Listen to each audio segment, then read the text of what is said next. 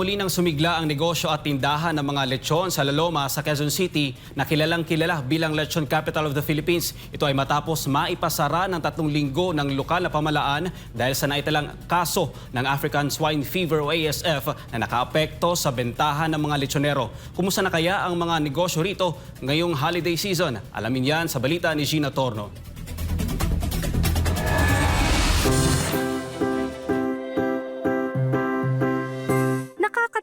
At naglalakihang lechon. Yan ang makikita mo kapag tumungo ka sa Lechon Capital of the Philippines, ang Laloma sa Quezon City.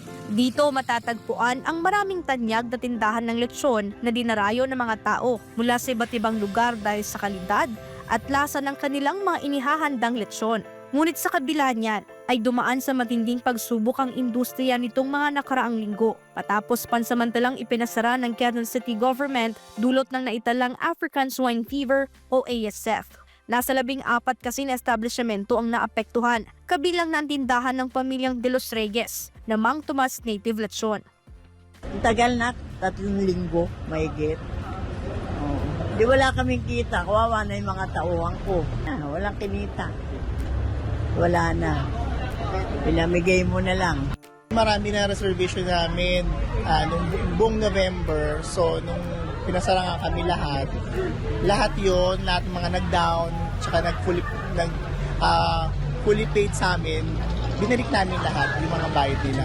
Walang income na pumasok, lahat palabas. So, pati mga tauhan, kailangan namin pakainin, kailangan namin swelduhan kahit hindi nagtatrabaho. Ang pansamantalang pagpapasara sa mga tindahan ng lechon sa lugar ay bahagi ng hakbang na isinagawa ng QCLGU upang mapigilan ang pagkalat na naturang sakit. Matapos ang mahigpit na inspeksyon, disinfection at pagsusuri sa sanitary permit at pagsunod pa sa ibang mga panuntunan ng lungsod, ay dineklara ng ASF-free ang mga establishmento dahilan upang makabalik sila sa operasyon at muling makapag-alok ng kanilang tanyag na lutong lechon. Para kay Mencio Ferreros na may-ari ng Mencio's Lechon sa Laloma, nakatulong ang temporaryong lockdown sa kanila upang mas tumaas pa ang kalidad ng kanilang ibinebentang lechon.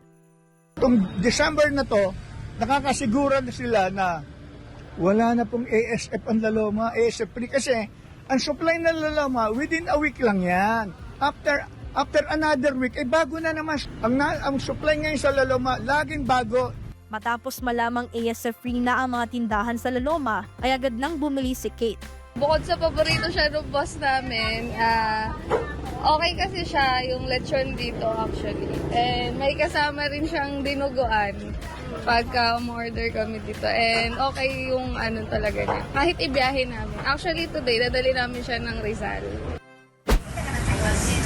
Sa katunayan, para ligtas sa sakit na ASF ang mga itinitindang lechon sa Laloma, ay mismong si Quezon City Mayor Joy Belmonte nang umikot upang inspeksyonin ang mga establishmento. Tinikman din ng alkalde ang mga lechon sa lugar na patunay na malinis at kalidad ang mga lechon sa Laloma. Na dito sa Laloma, malinis na, ligtas, maayos na, wala na silang magiging problema. At yung dati nilang pinupuntahan ditong lechon dahil sa malimnamnam siya at masarap at talagang the best, no? That the flavors are still there. So it's the old lechonan is back to normal, no? And now they can be sure with the city government's assurance and validation, no, and support that malinis, maayos talaga siya, and they can really celebrate Christmas. Naglagay din ng mga signage o karatula ang mga tindahan na may nakasulat na ASF-free upang mawala ang agam-agam o takot ng mga mamimili sa mga tinitindang lechon sa lugar. Tiniyak naman din ng Quezon City Police District o QCPD na 24 oras din silang nakabantay sa lugar upang masigurong walang makakalusot na mga baboy na hindi dumaan sa pagsusuri. Nagbabala din sila sa mga magtatangkang magpalusot ng mga baboy na may dalang sakit. Ang role ng QCPD dito sa meat inspection ay yung security at enforcement ng law. Pag may paglabag, pwede po namin hulihin. Sumunod na lang po tayo sa law. Kung ano po yung bawal, huwag na pong gawin. Samantala, tumaas naman ang presyo ng lechon sa Laloma kung ikukumpara noong nakarang taon. Batay sa presyuhan ng mga lechonero, naglalaro sa 11,000 pesos ang pinakamurang mabibiling lechon sa lugar, habang nasa halos 20,000 pesos naman ang pinakamahal depende sa laki at timbang. Para sa Diyos at sa Pilipinas kung mahal, ito si Gina Torno, SMNI News.